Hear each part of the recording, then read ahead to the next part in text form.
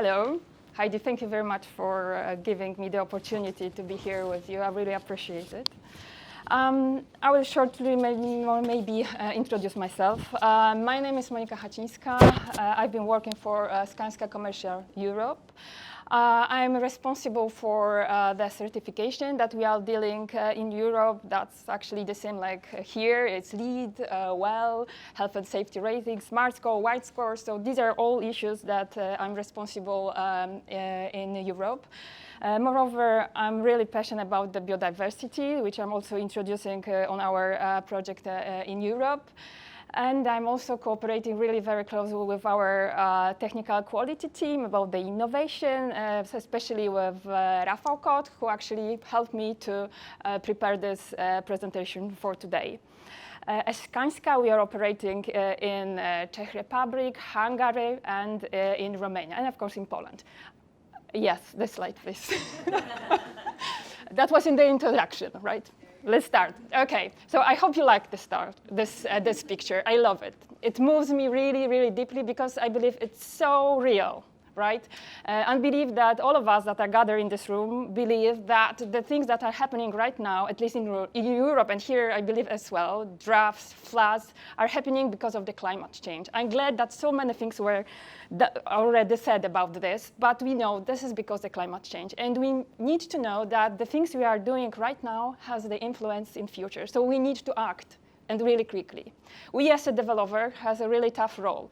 We are developing really sustainable buildings. Every project is really examined and all sustainable solutions that are possible to implement it are there.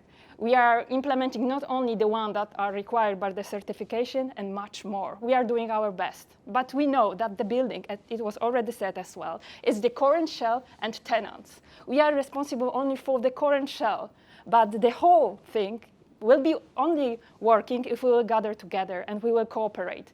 And we are thinking, and actually we are working on it in Europe, we call it ESG mode. This is the ongoing process that we implement in Europe. Why?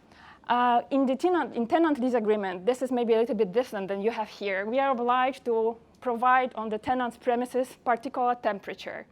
No matter whether is someone there or not, we need to keep it. So they think that we will exchange the range of this temperature and provide this required temperature only in the spaces where people are working.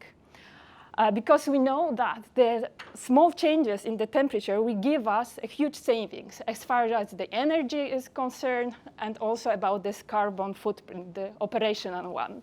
This is how we are planning it. We use the present button that is in those temperature controllers, but if you don't have a present button, you can also configure it with the occupancy sensor that you have in your room, for instance. This is the result that we are aiming.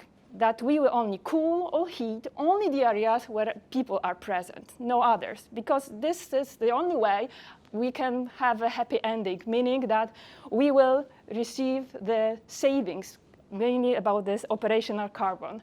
This is the other tool that we are using. We call it Green Leaf. This is the temperature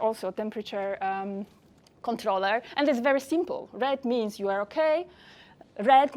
Green means you are okay. Red means that something is going on. The temperature that you are setting are forcing the air conditioning system to work harder. Harder means the carbon emission will be higher. So rethink your approach.